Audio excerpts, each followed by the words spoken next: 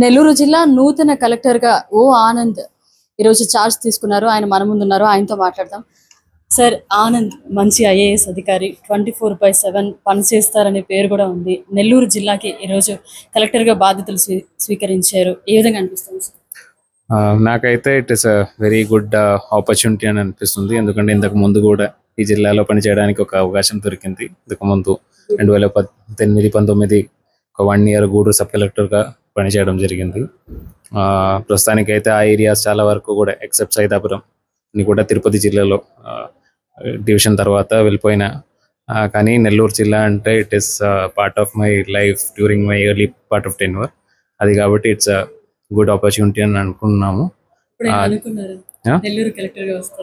అంటే ముందు ఎప్పుడు అనుకోలేదు, but since fate has kept that for me, I'm really happy for that. And ఇక్కడ ఉన్న గ్రీవెన్సెస్ కానీ దాని మీద కానీ గవర్నమెంట్ ప్రోగ్రామ్స్ ఏమైతే గవర్నమెంట్ ప్రయారిటీస్ ఉన్నాయో అది బాగా ఇంప్లిమెంట్ చేయడానికి ప్రయత్నం చేస్తాం. చార్జ్ తీసుకున్న రోజే అల్లూరి సీతారామరాజు గారికి చిత్రపటానికి జన్మదిన సందర్భంగా నివాళులు అర్పించారు. సో ఏం చెప్తారు ప్రజలకి సందర్భంగా?